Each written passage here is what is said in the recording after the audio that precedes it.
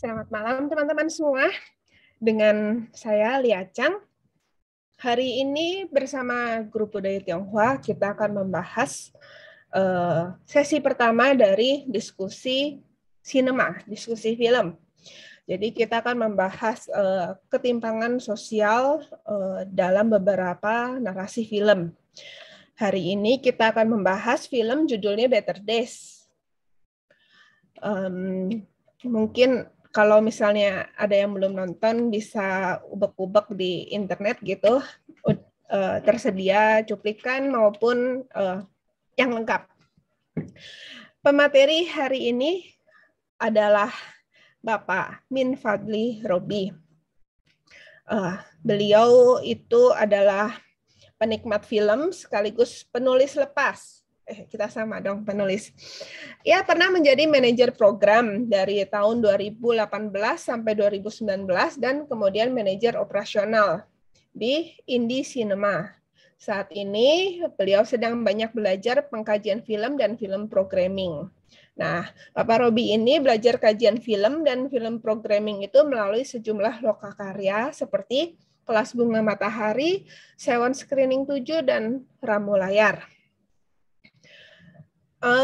Jadi kalau misalnya sekilas dikit, Better Days itu jadi kayak ada bullying gitu di sekolah, dan di film ini sampai terjadi korban nyawa.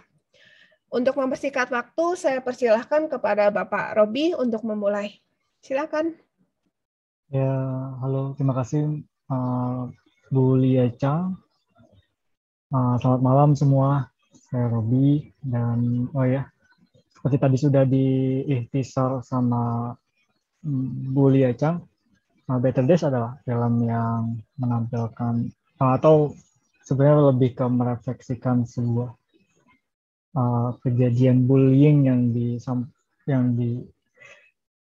yang divisualkan benar-benar secara realitas film bisa di sini menjadi sebuah bentuk yang sangat realistis disajikannya oleh Derek Sang. Saya izin buat share screen. Silakan. Ya, Better Days, kreatornya atau direkturnya Derek Sang di tahun 2019 produksinya, dan hierarki dalam dunia pendidikan. Ikhtisarnya sebenarnya tadi udah dibuka sedikit oleh Bu Lia Chang. Itu kalau aku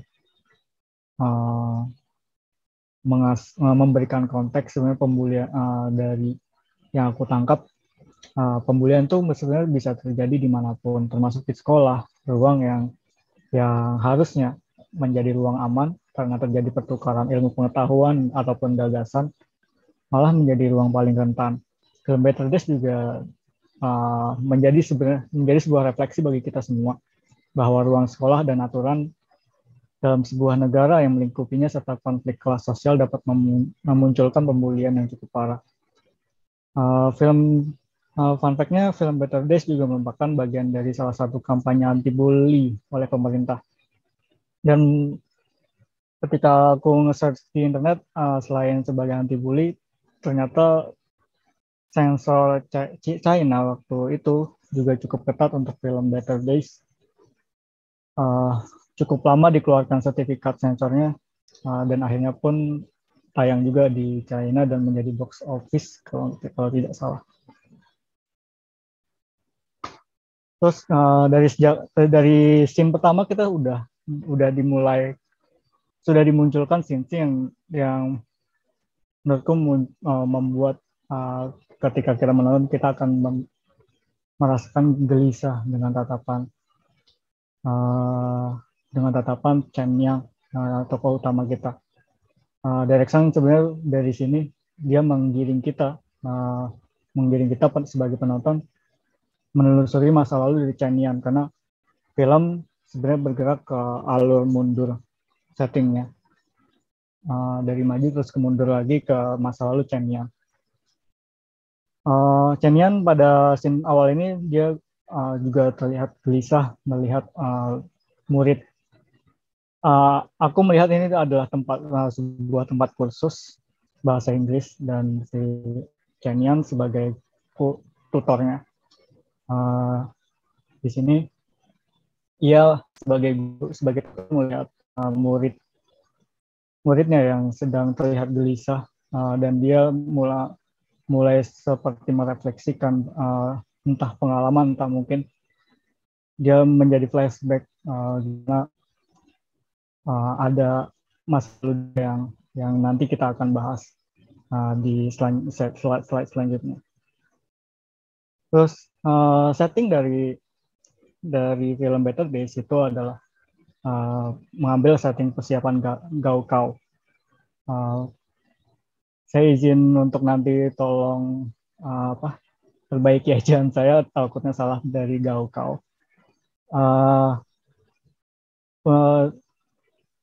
Gaokao ini adalah yang aku pahami semacam, kalau di kita mungkin SBMPTN-nya China. Dia ujian untuk masuk ke perguruan tinggi di sana, dan itu tesnya cukup ketat, dan rasa kompetisinya juga cukup lumayan berat, hampir mirip dengan SBMPTN. Di sini aku juga hampir mempertanyakan narasi-narasi yang ada di film, seperti nggak mempertanyakan tapi merefleksikan lebih tepatnya. Itu dia ada misal di scene awal kita bisa melihat ada narasi masuk ke universitas impian kalian. Universitas impian kalian, impiannya kita dapat melihat bahwa impian adalah bisa jadi punya macam makna, seperti serba bebas atau jalan keluar.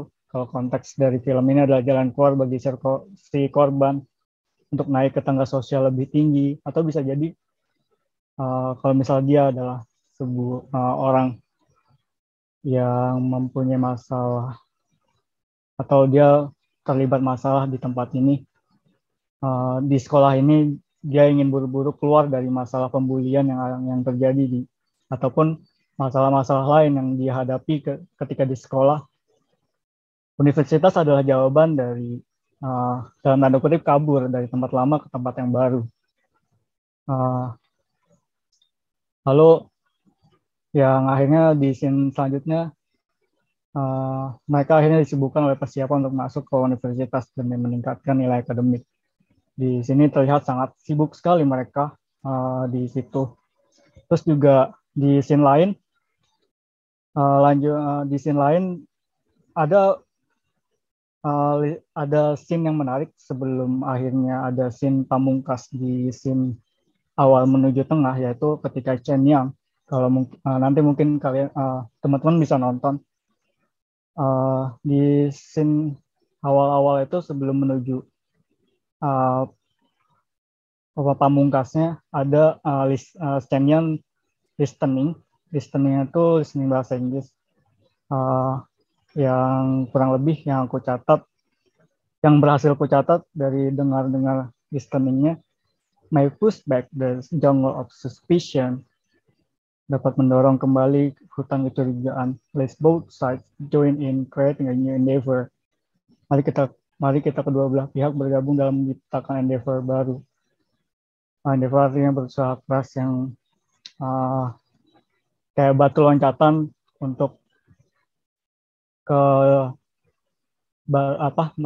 meloncat ke dunia baru. Terus new balance of power but the new world of law, keseimbangan kekuatan baru tetap dalam dunia hukum yang baru. But the new world of love, tapi dunia baru cinta. Tapi setelah scene listening ini ada scene pamungkas, yaitu Hu Xiaodi itu bunuh diri karena banyaknya tekanan dan bullying yang dia hadapi. Jadi dari bullying sampai mempersiapkan Gaokao tadi, sehingga ia tidak kuat dengan tekanan yang terjadi, akhirnya memutuskan untuk bunuh diri. Nah, selain itu yang paling berasa adalah di sini bagaimana masuk kuliah yang tadi udah saya singgung di awal, menjadi sebuah kuliah adalah jalur masuk untuk peningkatan kelas sosial seperti yang diungkapkan oleh ibunya Chen Yan. Setelah kau lulus perguruan tinggi, kita bebas dari neraka ini. Konteksnya adalah Chen Yan adalah kalau di film digambarkan masuk ke dalam kelas yang kelas bawah di Better Days. Dia jawaban untuk masalah dia adalah satu-satunya untuk bisa menggapai kelas sosial paling tinggi adalah di sini pemahamannya adalah melalui kuliah, dan perguruan tinggi itu menjadi jalur masuk untuk mencapai kesejahteraan ataupun menaiki kelas sosial baru ataupun naik setidaknya satu tingkat atau dua tingkat di kelas sosial. Namun ini mungkin problemnya adalah soal privilege. Di sini sering disinggung banget di film ini. Soal privilege, bagaimana si kaya bisa mendapat akses pengetahuan, akses hukum, dan semua yang aksesibel banget. Sedangkan Chen Yan harus bersusah payah untuk mendapat tingkatan itu gitu. Sehingga kalau yang kaya di dalam film ini, Chen Yan di dalam film ini adalah korban bully, tapi dia akhirnya susah sekali untuk justice for her untuk dia membela dirinya sendiri, karena ada di sini sebab bully yang terjadi di yang dialami oleh Chen Yan ataupun korban-korban lain yang ada di film ini yang ku coba ulik, yaitu ada sosial kelas bawah rentan. Di sini orang di sini digambarkan kelas atas mempunyai kecenderungan bisa membuli karena dia mempunyai power yang lebih, yaitu orang tuanya yang punya akses hukum ataupun kepolisian, dan juga punya uang tentunya. Sedangkan Chen Yan di situ tidak punya power sama sekali. Ibunya pun sibuk bekerja dan dituduh oleh pembeli bisnisnya sebagai penipu malahan. Lalu guru di film ini di Better Days tidak bisa berbuat banyak jika yang terjadi di luar sekolah. Dan juga ada narasi menarik ketika mungkin kolonel, kayak pangkatnya kolonel dan yang satu detektif itu berdiskusi soal masalah bully di sekolah atau kasusnya Chen Yang, bahwa masalah bully memang cukup rumit di sana. Mungkin ini konteksnya direpresentasikan di China sana, ketika bahwa kasus bully cukup rumit karena ketika kita datang ke Capsec, narasinya seperti ini. Capsec, ia bilang ketika kasus bully ini datang, kita memberitahu Capsec, itu berarti kepala sekolah akan melimpahkan kesalahannya ke guru, lalu guru akan melimpahkan kesalahannya kepada orang tua. Sedangkan orang tua yang sibuk bekerja seperti kasusnya Chen Yan, ia tidak bisa berbuat banyak ketika di rumah karena dia sibuk bekerja dan hanya setahun sekali berada di sampingnya Chen Yan ataupun Chen Yan yang lain di luar lingkarnya di sana gitu. Lalu hukum juga akhirnya di sana digambarkan tidak cukup untuk menghukum gitu. Mungkin bacaanku ketika melihat itu akhirnya bahwa yang terjadi adalah yang ini, hukum jalanan yang dipakai oleh Chen Yan, karena akhirnya si Chen Yan tidak begitu percaya dengan aparatus hukum yaitu yang diwakili oleh kepolisian di sini. Dia juga tidak percaya dengan sekolah ya karena tidak berhasil menghukum pelaku yang membuli dia, karena yang pelaku yang membuli dia punya power yang cukup lebih yaitu kekayaan dan juga berada di keluarga kaya dan cukup terpandang mungkin kalau di dalam drama-drama Cina adalah si atau drama-drama Cina ataupun drama-drama di Asia adalah orang kaya mempunyai akses terhadap terhadap sumbangan sekolah yang menjumbang cukup besar pada sekolah.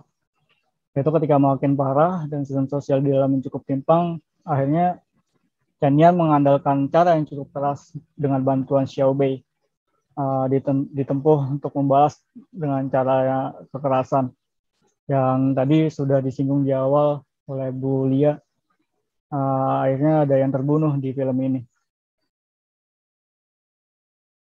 Terus yang beralih apa ya, dalam kasus pembulian memang kalau kita ngambil konteks Indonesia itu juga cukup rumit kasusnya ditangani. Bahkan mungkin di sini yang bisa menghukum pelaku bullying di sekolah ada sekolah itu sendiri, dikembalikan ke sekolah itu sendiri kalau konteks di Indonesia. Tapi aku lihat juga di film Better Days juga pihak sekolah kepolisian mengembalikan kembali hukum pada sekolah dan ketimpangan itu juga cukup terasa menurutku. Dan ketika aku melihat ini juga banyak trigger warning ketika menonton film Better Days karena untuk bicara pembulian, ku rasa kayak aku juga pernah mengalami pembulian ketika di sekolah dan rantai pembulian itu memang rantainya itu cukup punya kalau di Indonesia apa ya, kayak ada senioritas, ada soal kekuasaan, ada soal kalau kekuasaan ada anak guru situ yang membuli murid-murid lain biasanya kayak gitu. Kalau di konteks Indonesia. Terus di sini juga kita bakal melihat banyak hal-hal detail yang dilakukan oleh Derek Sang sebagai sutradara, yaitu detail-detail ekspresi dengan bermain shot medium, extra medium shot dan juga medium shot, sehingga menampilkan ekspresi yang cukup dalam dan detail yang direkam, terutama ekspresi korban pembulian. Di sini ada Hu Xiaodi yang pada awal menjadi sebenarnya scene pamungkas menuju babak kedua. Cukup detail ya, dan juga penggambaran emosi-emosi yang terjadi pada Chen Yan.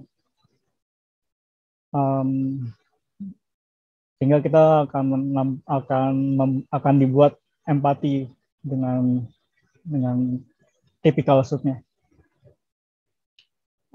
Detail lainnya kita juga akan melihat bagaimana lingkungan tempat tinggal Chen Yan dan juga rumah kumuh di bawah jembatan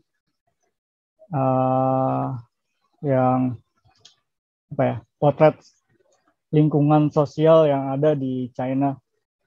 Tidak hanya merekam gedung-gedung tinggi tapi juga pinggiran-pinggirannya juga direkam karena ini kalau nggak salah settingnya adalah di tenggaranya Beijing. Jadi Derek Sang cukup detail merekam lingkungan sosial yang melingkupi karakter-karakter yang ada kayak Chen Yan dan Xiao Bei. Terus mungkin itu dulu dari saya. Selebihnya mari kita diskusikan saja. Ya, terima kasih atas Makasih. pemaparannya. Ini sebenarnya filmnya menarik dan lumayan dark. Hmm, Aduh, dari ekspresinya itu lebih sering bermuram durja si Cenyennya ya dari awal, kecuali waktu jadi guru itu pun ngelihat muridnya yang bermuram durja terus mukanya juga agak-agak kusam-kusam muram-muram gitu. hmm, Uh, aku ada jadi kesimpulannya kalau tadi aku dengar gitu, jadi orang-orang itu ingin masuk perguruan tinggi favorit gitu kan, itu untuk kehidupan yang lebih baik sama ada penghindaran. Tadi kalau nggak salah ada aku lupa itu gurunya atau teman sekolahnya yang bilang sebentar lagi bisa pindah gitu. hmm. Itu ibunya. Bukan, yang cowok Oh, abis ditendang jatuh dari tangga. itu ya gurunya, guru yang cowok. Ya, itu gurunya. Setelah sebelum dia keluar dari sekolah. Oh, Mm-mm. terus eh, itu juga apa namanya? Kalau misalnya ngelihat gitu ya, eh, dengan dibandingin dengan film-film yang settingnya masa lalu, tapi juga soal sarjana, itu sama-sama topiknya sih dari sosial bawah atau kalau yang setting masa lalu itu dari kelas pedagang juga sibuk belajar buat ikut ujian terus untuk jadi PNS kalau istilah Hmm, kita. Dengan jadi PNS kehidupan sosial mereka meningkat gitu. Mungkin nah ini juga ada info masuknya ke itu. Jadi Better Days ini juga meraih nominasi Oscar tahun 2021. Dan tadi aku dapat juga Better Days ini masuk ke Hong Kong Submission for the Academic Awards. Kemudian juga meraih Best International Feature Film Nomination. Jadi ini pas banget untuk kita bahas. Uh, apakah ada peserta yang ingin bertanya atau mengungkapkan pendapat sambil menunggu ada info lain lagi yang menarik. Jadi dilansir dari Box Office Mojo, ini film yang rilisnya Oktober 2019 katanya meraup keuntungan sebesar 225.918.798 dolar US dari penayangan global. Dan terus juga menjadi salah satu nominasi dalam penghargaan Oscar ke-93 kategori International Feature Film. Terus laman LMDB itu menyebut ratingnya 7,5 dari 10 dari 5.966 penilaian. Kalau dari Rotten Tomatoes disebut Better Days itu skornya 96% dari penilaian Tomatometer itu 97% dari audiens. Gitu. Di sini ada beberapa dosen pengajar, mungkin kita satu-satu.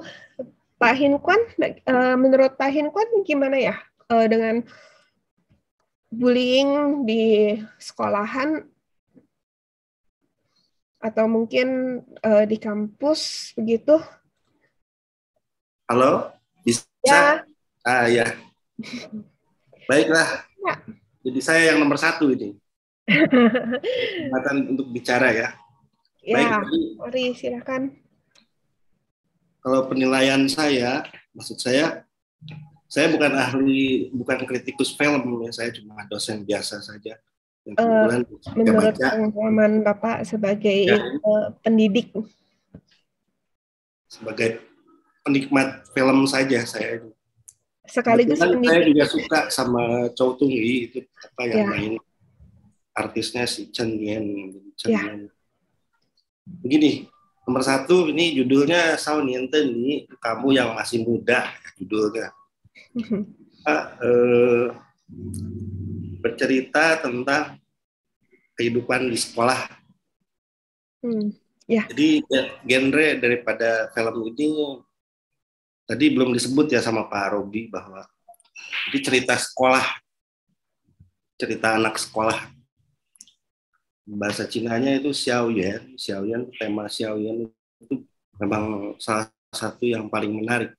Jadi tentang kampus, dunia kampus. Nah, dunia kampus ini bukan berarti di bukan berarti di universitas, tapi juga di sekolah. Di sekolah bisa SMP bisa. Nah, kebetulan ini setting ceritanya adalah cerita tentang di sekolah SMA. Kelas 3 mau lulus mau masuk universitas begitu. Jadi mereka berhadapan dengan ujian masuk perguruan tinggi. Kenapa kau itu ujian masuk itu begitu penting? Ya karena orang Cina itu besar ya, luas. Jadi kalau ada sekolah di kampung ataupun di pinggiran kota, mereka berlomba-lomba supaya bisa masuk universitas yang ada di kota. Jadi kalau lulus ujian kau itu punya kesempatan kuliah di Shanghai, di Beijing, atau memilih universitas yang terkenal. Kalau sudah bisa masuk, otomatis nanti kalau lulus nanti cari pekerjaan gajinya besar, pasti akan mengubah kehidupan orang. Jadi semua siswa pasti akan perhatian banget, pasti akan memperjuangkan itu yang namanya ujian masuk itu supaya bisa lebih mudah bisa. Nasibnya dari yang biasa-biasa saja, kalau bisa masuk perguruan tinggi yang bagus nanti nasibnya bisa berubah begitu. Itu nah, tema itu diangkat ke ke dalam film itu. Saya kira itu bagus ya, jadi salah satu jadi perhatian orang-orang, terutama orang Cina. Itu bagaimana tentang begitu pentingkah itu ujian masuk perguruan tinggi itu? Apakah kalau tidak masuk itu kan tidak apa-apa juga? Nasib orang kan bukan diri sendiri yang menentukan, bukan sekolahnya atau bukan orang tuanya atau bukan gurunya. Itu penglihatan saya yang pertama. Yang berikutnya adalah tentang bully ya. Bully itu adalah satu fenomena. Si sutradara ini ingin filmnya itu menjadi perhatian orang. Itu masalah sosial yang pertama itu, yang terjadi di sekolah. Bully itu dari dulu juga sudah ada. Mungkin turun-menurun dan saya kira di semua negara juga ada.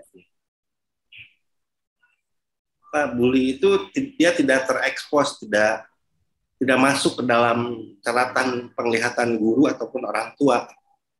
Jadi kalau ada anak membuli temannya itu pasti di lorong sempit atau di tempat-tempat yang tidak diketahui orang. Itu menarik dan itu diangkat. Terus yang namanya masih SMA ya pasti ingin jadi jagoan, masih berantem ya siapa yang jadi jagoan. Itu yang diangkat ke dalam film itu yang menjadi masalah.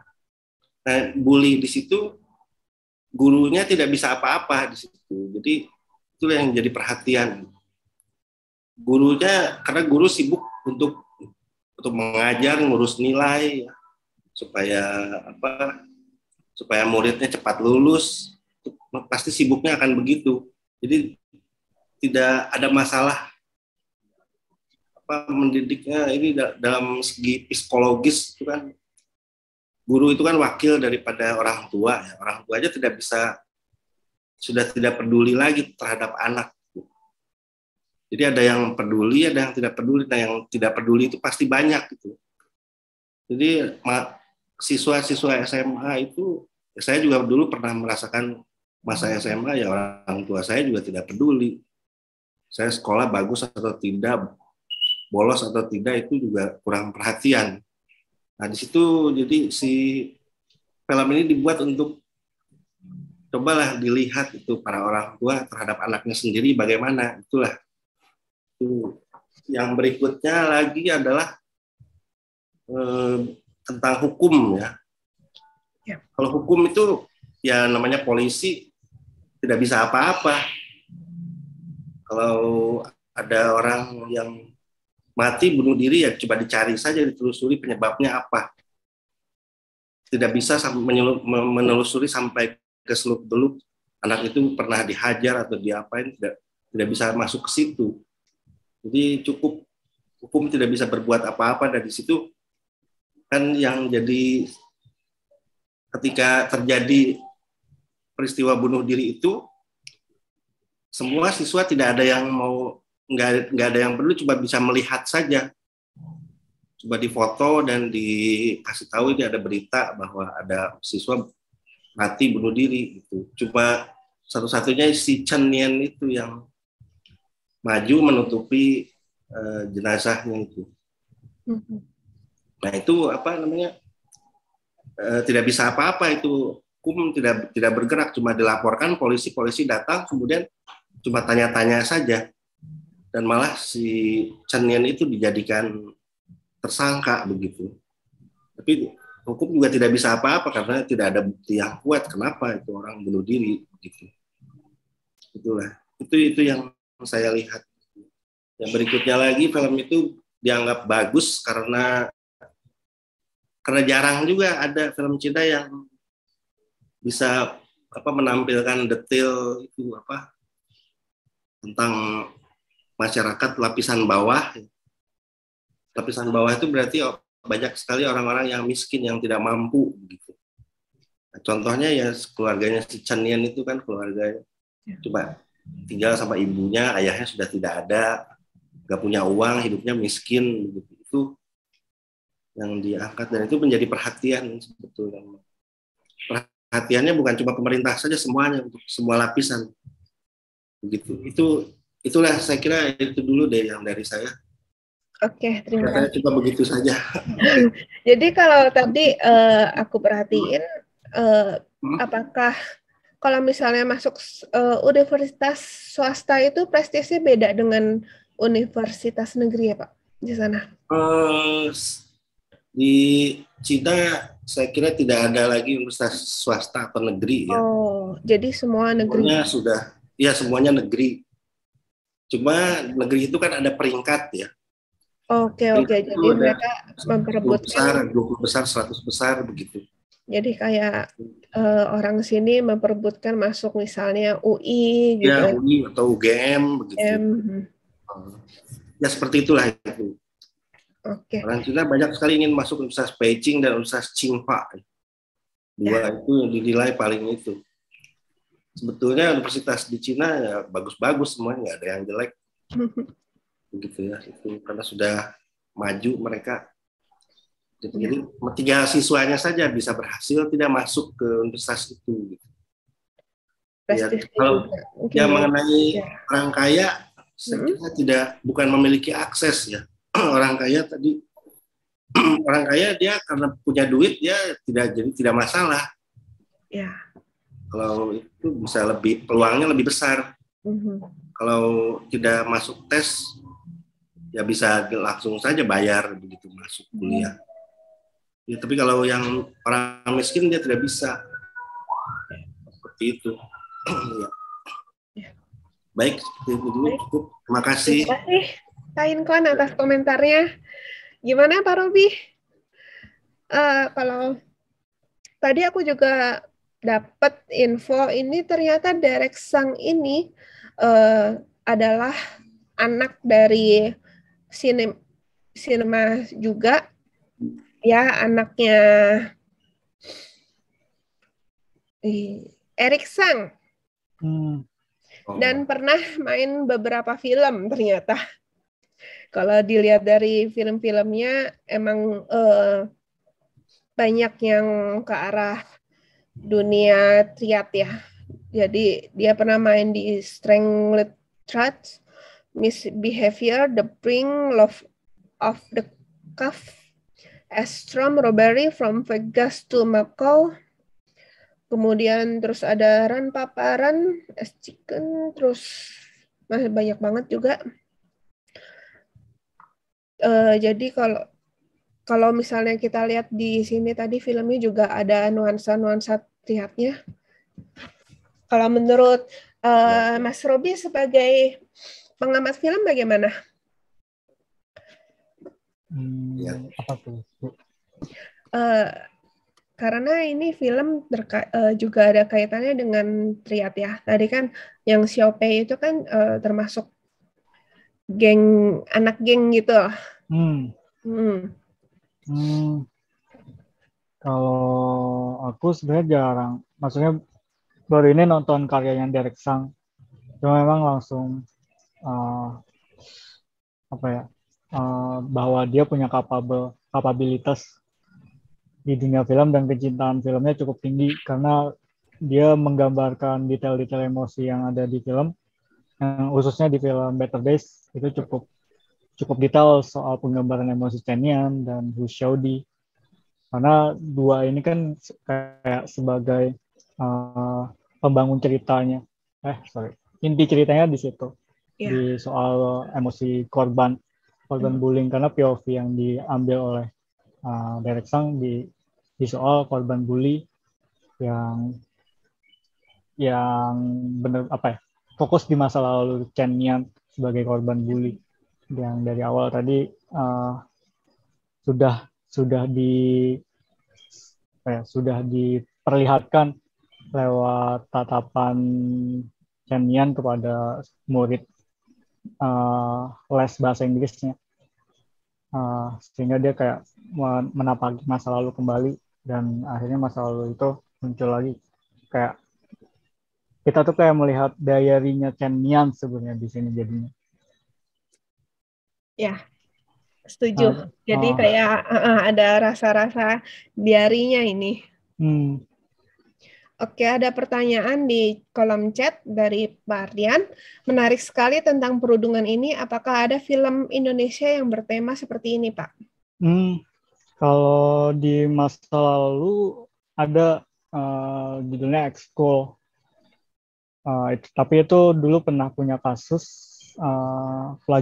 plagiarisme. Karena kalau nggak salah di FFI tahun 2008 atau 2010. Koreksi kalau saya salah, itu judulnya film Ekskul. Itu dapat FFI tapi kena masalah plagiarisme, dan itu juga itu soal bullying juga kalau nggak salah. Kalau di sekarang ada cyberbullying judulnya, tapi aku belum nonton sih kalau yang itu. Ada lagi kebanyakan film pendek, beberapa film pendek yang bahas soal isu bullying, terutama di sekolah. Dan juga cyberbullying, film ada di YouTube, Studio Antelope. Dia pernah membuat Studio Antelope, dia pernah buat film soal bullying juga, tapi cyberbullying kalau tidak salah. Entah di YouTube, entah di TikTok, aku lupa, pernah nonton soal. Iya, betul. Ya, ini aku sambil nyari juga, ternyata ada di wiki juga. Dulu apa kasus plagiatnya? Plagiat apa ya? Musik, kalau nggak salah. Jadi ada musiknya tuh mirip sama film Thailand, kalau nggak salah. Mungkin Echa lebih tahu. Jadi kalau Ekskul ini plotnya seorang siswa SMA namanya Joshua, pendiam, sering dijahili. Psikolog nggak ya? Jadi apa hubungan ini ya? Aduh, internet unstable. Lagi hujan soalnya. Oh, nyomot dari film Korea. Kata Mbak Echa. Kalau menurut Ibu Dewi, gimana ya, Bu? Iya. Selamat malam. semua. Ya, saya mungkin melihat pada ini ya, masalah bullying yang sesuai dengan temanya itu adalah ketimpangan sosial ya. Ketimpangan sosial. Nah, mungkin juga di dalam ketimpangan sosial, apakah bullying ini juga atau perundungan ini juga masuk dalam kategori bullying ya. Memang itu banyak pandangan dan pendapat. Ada yang bilang kalau perundungan ini juga masuk dalam bentuk ketimpangan sosial, tapi ada juga yang bilang ini bukan, karena tidak ada berkaitannya dengan pembangunan. Tapi mungkin ya kita bisa melihat hal ini sebetulnya memang bentuk juga, karena apa yang terjadi dalam perundungan itu kan juga sebetulnya adalah ketimpangan ya. Dalam hal ini mungkin saya melihatnya lebih ke ketimpangan ini ya, relasi kuasa. Kalau kita nggak mau bilang ini ketimpangan sosial, karena memang selalu kan pelaku dan korban ini tuh pasti dalam hubungan yang timpang gitu kan, hubungannya ini nggak berimbang, jadi ada ketimpangan relasi kuasa ini. Nah, jadi biasanya kalau memang ada terjadi ini ya wajar terjadi, yang biasanya bukan berarti wajar, tapi maksudnya ini memang sering terjadi di dalam sekolah. Nah, untuk mencegahnya ini ya memang harus kalau yang melihat itu, entah itu guru teman, itu juga harus saling ini ya, turun tangan, memberikan ruang gitu loh, perhatian terhadap hal ini. Jadi di sini ketimpangan relasi ini kan sebetulnya membuat perasaan bahwa si pelaku ini merasa dia lebih berkuasa, sehingga dia bisa menekan, bertindak sewenang-wenang, sehingga si korban ini kan nggak berdaya, walaupun ini sebetulnya adalah teman. Nah, seperti itu. Nah, mungkin juga bentuk-bentuk kayak perundungan atau bullying ini kan macam-macam ya tingkatnya ya, mulai dari pengucilan, dikucilkan aja itu juga udah merupakan suatu bentuk perundungan. Kemudian diintimidasi. Nah, ini kan biasanya memang suka ya terjadi sampai tingkat yang lebih parah gitu kan, mungkin dihina, diolok, diancam, sampai kadang-kadang ya barang dicuri, dirusak, dipukul. Nah, kemudian juga seperti kabar-kabar buruk, rumor, itu juga merupakan bentuk ini juga loh, masuk dalam bentuk perundungan juga, seperti itu. Jadi memang kalau secara yang film itu mungkin saya belum menonton, tapi mungkin nanti akan menyempatkan menonton ya. Jadi saya hanya melihatnya dari teori saja gitu loh, mengenai ketimpangan sosial. Kalau memang melihat bullying ini atau perundungan ini masuk dalam bagian yang kita sebut sebagai ketimpangan sosial, dalam hal ini memang adanya ketimpangan relasi kuasa antara si korban dan pelaku perundungan itu, yang merasa dia itu relasinya ini lebih berperan, lebih berkuasa. Mungkin sih dari saya itu aja ya. Memang ini nggak juga cuma di sekolah, tapi memang banyak yang terjadi di sekolah gitu kan. Walaupun ini juga terjadi dalam konteks sosial bisa yang lebih luas ya, seperti nggak cuma sekolah, tapi juga mungkin ada juga yang di tempat pekerjaan ya, tempat kerja. Kita kan juga pernah melihat yang waktu itu ya, ada perundungan yang terjadi di tempat kerja ya, seperti ini. Jadi ya mungkin ya itu ya karena memang adanya ketimpangan sosial ini, sesuai dengan tema diskusi kita ya, ketimpangan sosial. Ini kita melihatnya dari situ ya, dari ketimpangan sosial ini. Mungkin dari saya itu saja yang bisa saya bagikan. Terima kasih, mohon maaf jika ada kekurangan. Atas komentarnya Ibu Dewi. Aku mau komentar deh. Ya? Aku silakan. Aku tiba-tiba terpikir gitu sama film Better Days ini, istilah Darwinisme sosial gitu. Dalam artian ada kompetisi gitu ya di dalam sistem Darwinisme sosial yang diakui atau tidak kita akui, sebetulnya dalam kehidupan sehari-hari selalu terjadi gitu.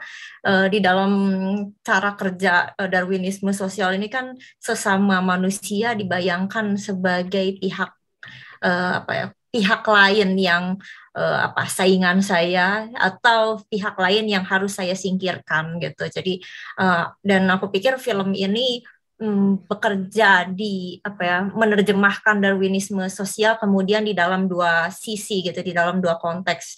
Yang pertama adalah konteks dunia pendidikan sendiri gitu ya, seperti tadi Robi juga sempat nyinggung bagaimana pendidikan itu menjadi semacam cara untuk mencapai kehidupan yang lebih baik gitu, di kerumunan orang, bagaimana caranya saya menjadi extraordinary dan menyingkirkan orang lain yang ordinary gitu. Dan seperti yang tadi juga disebut sama Pak Hingkwan soal di Cina penduduknya sangat banyak gitu, jadi orang harus dengan kuota yang terbatas, orang harus berlomba-lomba ketika di ujian masuk perguruan tinggi gitu, makanya menjadi ujian masuk salah satu yang dalam tanda kutip berdarah-darah gitu, karena kompetisinya sangat ketat gitu. Dan di dalam konteks ini juga pendidikan itu akhirnya menjadi dalam tanda petik salah satu mur dan baut dalam industri raksasa dunia ini gitu, di mana dunia pendidikan kemudian menghasilkan para pekerja gitu yang harus memutar roda ekonomi global, katakanlah seperti itu. Dan di saat bersamaan film ini juga menyoroti sisi lain dari Darwinisme sosial ini, yaitu Darwinisme sosial atau kompetisi yang kemudian terjadi di dalam dunia internal, dunia sekolah sendiri gitu, yang kemudian dimunculkan dalam bentuk ekstrim dalam tanda kutip, yaitu pembulian gitu. Di dalam pembulian kan juga bagaimana orang lain dilihat sebagai pihak yang harusnya saya kontrol, saya kuasai, saya rendahkan gitu, supaya saya punya aku ngebayangin kalau ada piramida makanan gitu, bagaimana caranya saya ada di puncak gitu. Jadi siapa sih tokoh anak yang aku lupa namanya, si tokoh anak yang anak orang kaya dan berprestasi yang pelaku bullying itu, menurutku dia dari tindakannya dan juga penokohannya konsisten gitu, ditunjukkan bahwa dia ingin menjadi penguasa di segala hal. Dia adalah anak yang berprestasi, dia dari kelas sosial yang berkecukupan misalnya dibanding teman-temannya di kelas, dia seperti punya kemampuan bersosialisasi dalam tanda kutip yang lebih diuntungkan ketimbang si tokoh utama kita atau si korban yang bunuh diri. Lalu di dalam masyarakat, keluarganya sendiri adalah keluarga yang dianggap punya kredibilitas sosial sampai rasanya orang-orang tidak percaya kalau si anak ini menjadi pelaku pembulian gitu, karena secara atribut dalam tanda petik dia rasanya buat apa gitu, dengan dia udah punya posisi puncak piramida seperti itu, dia harus menginjak lagi orang lain gitu. Tapi persis yang terjadi adalah sebaliknya, justru karena dia ada di puncak piramida maka dia semakin dimudahkan untuk melakukan itu gitu. Dan aku membayangkan mungkin kalau si tokoh anak ini adalah representasi dari para orang-orang yang ada di puncak piramida di dalam masyarakat, maka ini nantinya ketika misalnya dia semakin dewasa, maka si anak ini akan semakin punya posisi yang powerful di dalam hierarki dalam masyarakat gitu. Dia punya modal sosial, dia punya modal intelektual, dia punya modal finansial juga, punya modal sosial, status keluarga juga, mungkin juga dia dengan ilmu pengetahuan yang dia punya, dia akan punya juga modal kultural gitu. Lalu ketika dia punya semua modalitas itu, dia akan di dalam kerangka Darwinisme sosial ini ya pasti dia akan menjadi orang yang sangat berkuasa gitu. Dan menurut aku menjadi menarik ketika film ini membayangkan si tokoh pembuli ini justru tewas gitu ya. Memang secara tidak langsung Derek Sang sebetulnya tidak punya cara untuk merobohkan piramida sosial atau katakanlah piramida makanan di dalam masyarakat gitu, sampai dia harus memilih cara yang sangat ekstrim, yaitu melenyapkan individu karena secara sistem tidak mungkin untuk diganti atau diubah gitu Darwinisme sosial ini gitu. Maka yang dikorbankan adalah individu gitu. Aku membayangkan sisi itu dari posisi yang diambil oleh Derek Sang. Tapi di saat bersamaan juga aku pikir Derek Sang menyarankan suatu solusi gitu lewat film ini soal yang harus berbenah, kemudian harapan dititipkan kepada generasi muda gitu ya, generasi muda yang kemudian ayo dong kembali lagi ke sekolah, ayo dong masuk ke dalam institusi pendidikan karena kamu yang pernah ngalamin maka kamu yang harus mengubahnya dari dalam gitu. Aku membayangkan itu yang solusi yang dibayangkan oleh si Derek Sang gitu ya, yang solusi yang separuh memberikan harapan bagi penonton, tapi di saat bersamaan dengan dia memilih untuk melenyapkan si tokoh pembuli dari keluarga powerful ini, juga kelihatan kalau Derek Sang sebetulnya tidak punya cara dalam memperbaiki kondisi sosial gitu, jadi dia putus asa juga, makanya dia harus tidak ada cara lain selain melenyapkan individunya gitu, karena sistemnya tidak mungkin dilenyapkan. Mungkin itu. Terima kasih. Terima kasih. Jadi aku tuh jadi teringat waktu kuliah dulu, jadi dosen marketing itu bilang dalam dunia kerja itu banyak banget kejadian bahwa perusahaan besar itu membuat perusahaan kecil yang produknya sama dengan dia itu bangkrut dengan cara dimakan pelan-pelan perusahaannya. Jadi dibikin misalnya barang-barangnya jualan itu dibeli, terus dibikin rusak, terus dijual, dilepas ke pasar. Dengan demikian, orang-orang kehilangan kepercayaan terhadap si perusahaan kecil itu. Nah, terus si perusahaan kecil itu dibeli sama yang perusahaan besar. Itu juga merupakan ini ya, ini tadi yang kompetisi Darwin. Kalau menurut Pak Robi, gimana? Belum dinyalain mic-nya. Ya, betul juga yang dibilang sama Eca soal bagaimana persaingan juga cukup terasa di film Better Days, kompetisi yang cukup keras ya. Di situ orang tokoh utama, tokoh yang jadi pembulinya itu cukup konsisten dan dia juga udah punya posisi yang di tingkat atas tapi tetap ingin menyingkirkan orang lain gitu di tingkat bawahnya. Itu menjadi sajian yang cukup menarik sih di situ. Terus yang pertanyaan Ardian. Ya, bentar. Mungkin aku bacain dulu, jadi yang nggak ngelihat chatnya bisa ngerti. Jadi Pak Ardian nanya di chat begini, yang menarik bagi saya dalam kendali sensor yang ketat, ternyata film ini bisa memenangkan Golden Rooster Award. Apakah ini menunjukkan mulai kendornya sensor di Tiongkok atau suatu celah bagi masyarakat untuk melihat diri mereka? Silakan. Mungkin nanti Eca kayak bisa menambahkan, soalnya yang aku tahu Better Days itu di sensornya bukan, maksudnya sebelum diedarkan di Cina, ya keliling dulu di festival, awal-awal di festival gitu. Berlin International Film Festival. Dan itu ditahan dulu sama pihak pemerintah China untuk nggak bisa diedarkan di sana dulu kalau nggak salah. Nah itu udah dijawab sama Eca. Ya, jadi tadi ini Kak Eca jawab di chat baru bisa diterima oleh pemerintahnya setelah melalang buana di Fest Internasional Om. Jadi Kalau Pardian di sana dipanggilnya Om.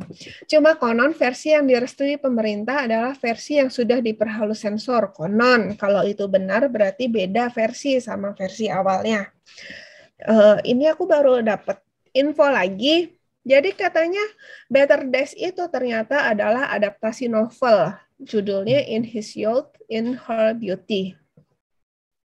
Karya Chiu Yue-si. Katanya tayang di View. Gitu. Ternyata dari ini. Dari novel adaptasi novel ternyata. Menarik juga. Gitu. Terus kalau misalnya dilihat di sini kan si Chen Yan itu kan sebenarnya sempat diantarin polisi kan. Terus tapi dia justru lebih memilih si Xiao Pei untuk melindungi dirinya. Itu apakah bentuk ketidakpercayaan masyarakat terhadap aparat hukum ya?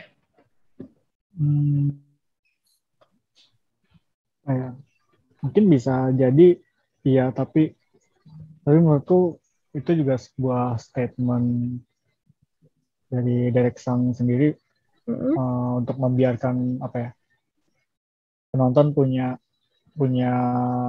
persepsi lain soal soal hukum, soal yang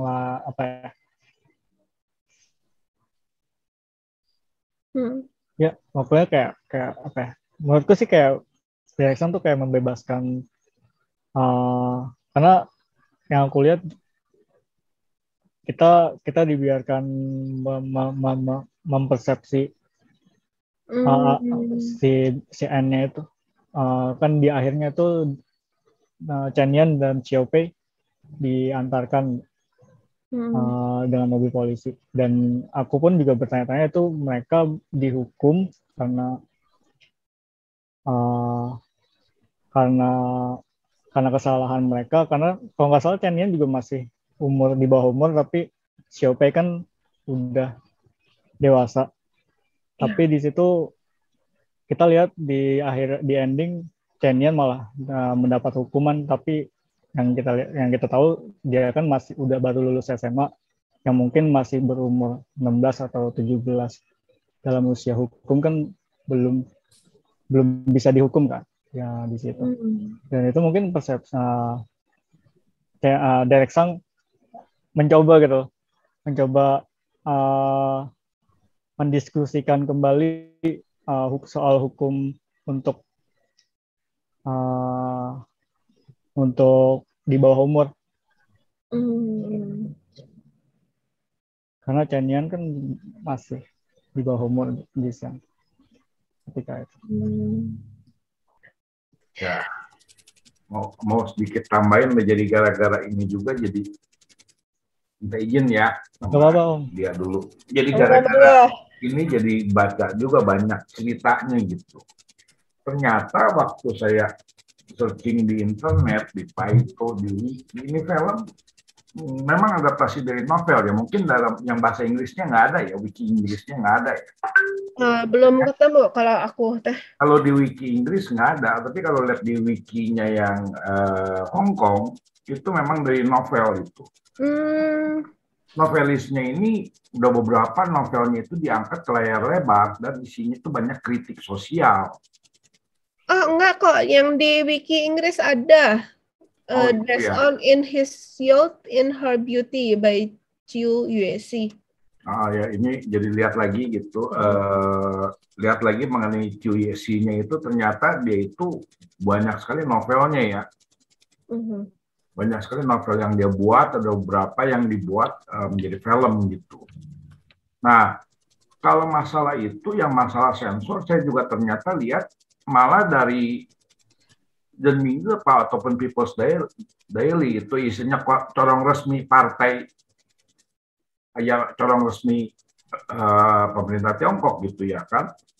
Itu malah membuat satu komen 2019 waktu sebelum dia menang festival, saya lihat tanggalnya, dia katakan gini, realitas kenyataan dalam kehidupan jauh lebih kejam daripada film ini. Jadi ada satu macam pujian juga gitu dari korannya sendiri itu, dari korannya yang sana punya gitu. Jadi saya lihat mungkin sensor yang dilarang itu, jadi saya juga ngecek sensor yang dilarang itu apa ya, yang dilarang gitu. Ternyata mereka itu melarang menggunakan kata nama negara. Misalnya kayak film apa ya, saya lupa yang mengenai pilot pesawat tempur ya. Dia berperang dengan negara namanya Meiko, bukannya Meiko. Artinya dia berperang dengan negara bukannya Amerika, tapi sebenarnya mengacu pada Amerika. Tapi dia tidak boleh menyebut nama negaranya dengan jelas. Itu yang saya lihat, makanya kan yang Wolf Warrior 3 kan dilarang ya, nggak boleh beredar kan, karena menyebut nama Amerika jelas-jelas gitu. Jadi disebutin beberapa pelarangannya gitu. Terus pelarangan yang lainnya yang sekarang mulai diperketat itu adalah melarang membuat film yang menghina gitu. Menghina dalam artian kepercayaan masyarakat. Misalnya kayak si Sinci, karya dari novel juga ya cerita perjalanan ke barat dari Tong Samcong yang terkenal. Tapi kan dalam film kartun itu kan diceritakan Kuan Im itu jahat gitu. Kuan Im itu jahat, Gyokpe itu jahat gitu. Itu yang dilarang gitu kan. Itu kan termasuk dalam pemujaan masyarakat gitu. Itu dilarang. Gitu.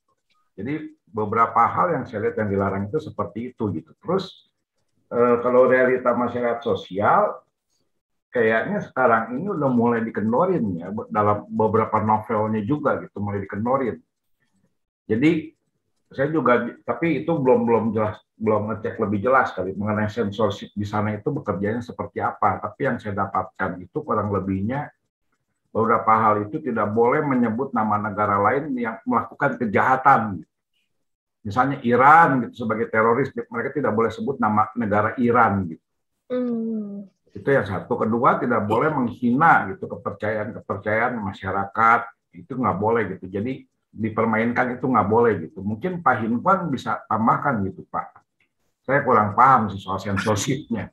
Karena novel-novelnya saya lihat juga banyak yang keras ya. Terima kasih Pak Hinquan. Iya. Baik, saya tambahkan sedikit deh. Ini tadi Pak menyinggung tentang sensor. Kalau sensor itu ada film dulu judulnya Kung Che Peacock. Itu juga cerita masyarakatan, cerita tentang sebuah keluarga gitu. Tapi keluarga stres. Jadi karena miskin ya stres gitu. Ketika diangkat di film itu, ketika mau ditayangkan itu pemerintah Cina melarangnya. Karena tidak boleh, kenapa? Karena terlalu menceritakan kehidupan orang Cina. Terutama kehidupan orang Cina yang kelas bawah itu terlalu miskin atau terlalu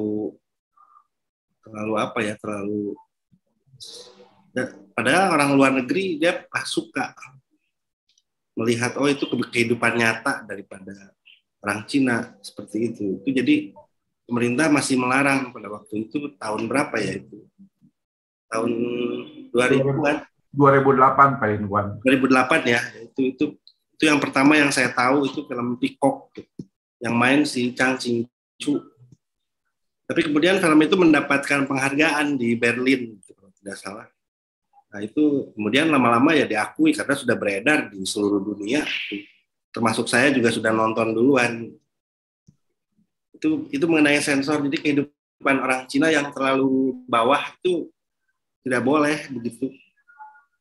Orang Cina ingin menunjukkan bahwa dia sebagai negara yang maju. Jadi film-film seperti itu. Nah ini kebetulan tentang bully, bercerita tentang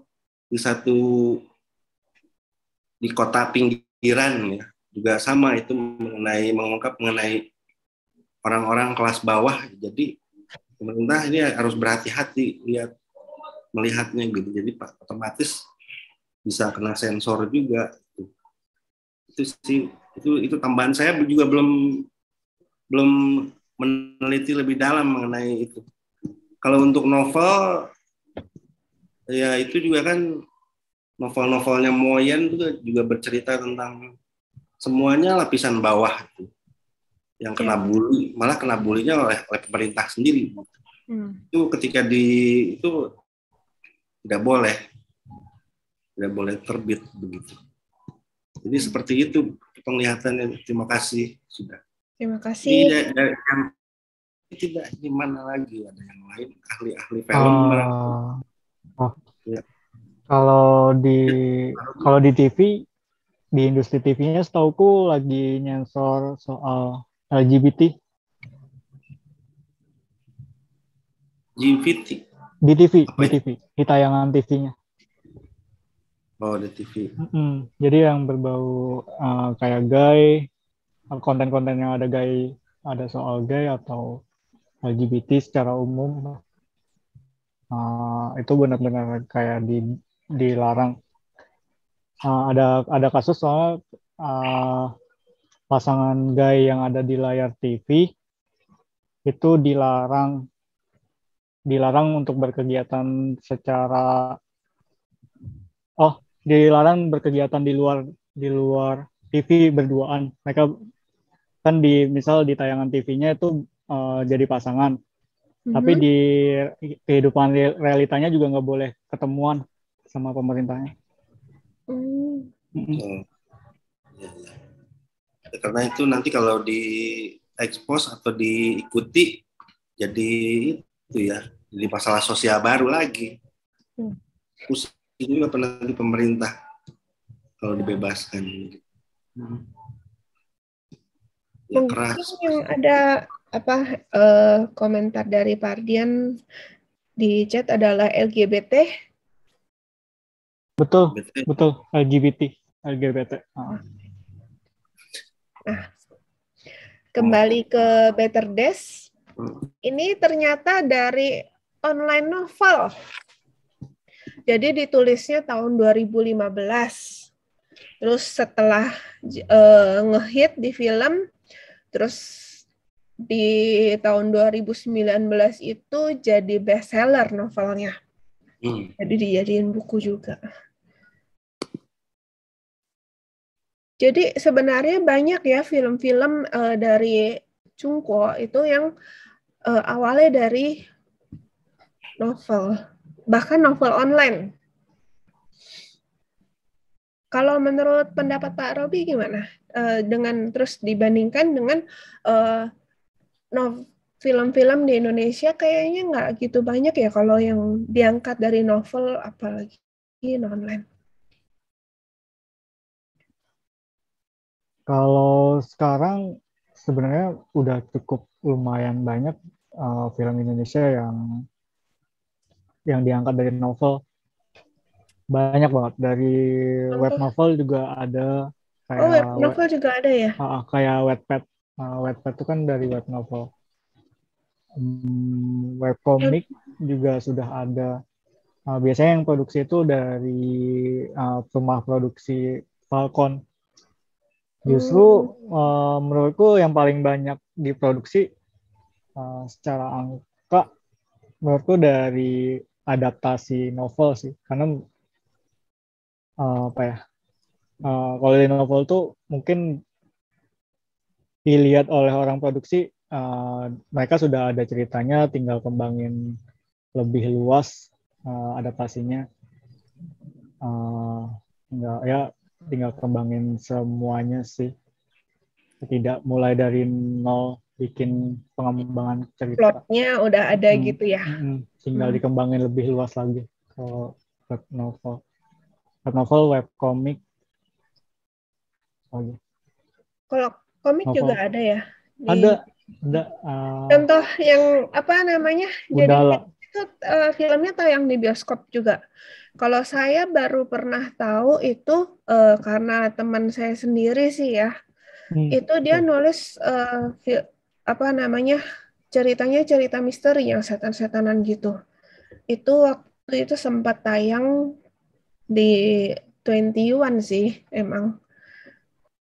Oh, dari webtoon lain judulnya si Juki, terlalu ganteng, Eknoid. Oh, baru tahu saya, terima kasih infonya.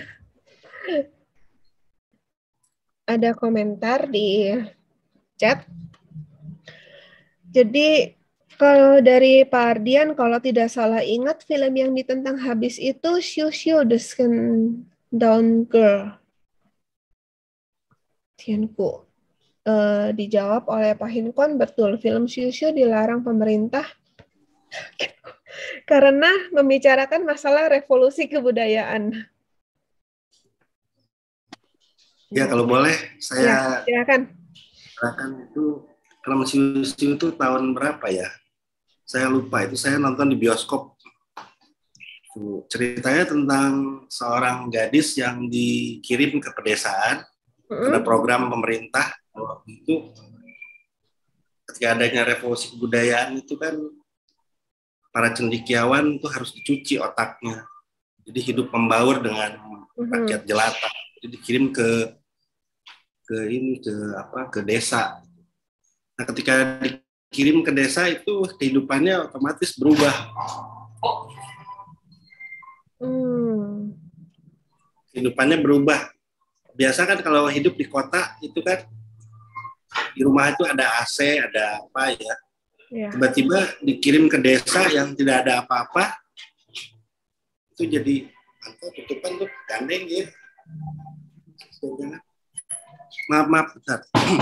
Jadi orang dari orang kota dipindahkan ke desa itu otomatis akan menderita begitu. Nah, ini si Xiu-Xiu ini gadis yang dari kota dikirim ke desa itu yang mendapatkan kehidupan yang menderita. Dia harus bekerja misalnya, kemudian karena dia anak cewek ya jadi diperkosa juga ya.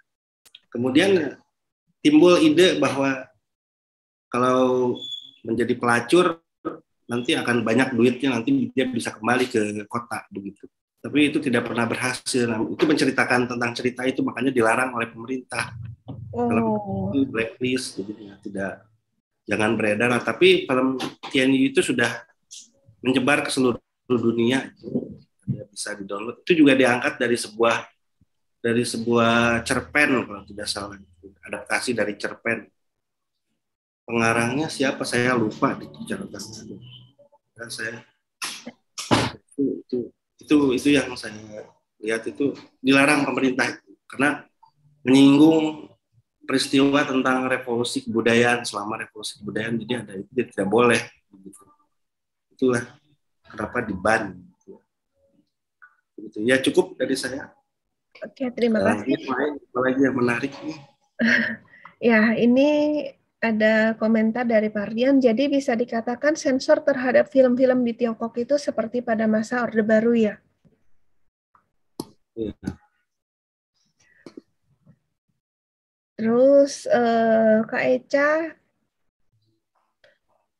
berkomentar, ketika pemerintah Cina akhirnya mengendorse Better Days, pemerintah sengaja menekankan framingnya pada soal pemberantasan kekerasan di institusi pendidikan, kompetisi di dunia pendidikan, kau-kau, dan institusi pendidikannya sengaja dikepinggirkan, jadi bukan fokus kampanyenya gitu.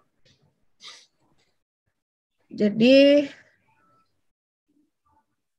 ada pertanyaan juga dari Pardian, jadi apakah film ini ada dua versi? Ya, antara versi yang disetujui oleh pemerintah, jadi ada pesan kampanye dengan yang memenangkan awards dan lain-lain. Apakah Kak Robi pernah baca demikian? Mengenai apakah ada dua versi film atau cuman satu itu cuman mungkin lebih banyak dipotong-potongnya apa gimana gitu ya. Tapi ini film panjang juga sih, 2 jam loh. 2 jam lebih. Mungkin juga ada, mungkin atau bisa juga enggak. Mungkin masih, kalau misalnya ada, aku nggak tahu bisa diakses di mana, atau mungkin masih disimpan sama Derek Sang, belum di-publish sama Derek, masih di harddisknya dia. Kita hanya bisa menerka-nerka. Saya juga aku belum menemukan versi Derek Sang. Bisa jadi kalau misal ada, kalau di kulturnya Amerika kan kayak muncul Derek Sang cut. Mungkin kalau di Amerika yang udah Snyder Cut, Batman Snyder Cut atau bukan Civil War, Batman Superman, Justice League Snyder Cut kayak gitu. Dan belum ada campaign juga untuk kayak Better Days Derek Sang Cut kayak gitu di China ataupun di sosmednya. Biasanya sih seperti itu kalau kultur sosmed, dari sosmed terus muncul Derek Sang Cut kayak gitu, misal ada kayak gitu. Kayak belum dimunculkan juga campaign. Begitu. Tapi menarik juga sih kalau misal ada. Bisa nonton dua yang menarik sih. Oke. Oke, karena di chat juga udah nggak ada yang bertanya, saya tutup sampai di sini. Terima kasih atas kehadiran teman-teman semua. Salam dan sampai jumpa minggu depan. Semuanya. Terima kasih semuanya. Terima kasih diskusinya. Terima kasih Kak Robi, makasih Pak Hinquan, Bu Dewi. Terima kasih Bu Lia, Pak Diman. Saya undur diri dulu. Yuk. Terima kasih semuanya. Terima kasih semuanya. Saya juga undur diri.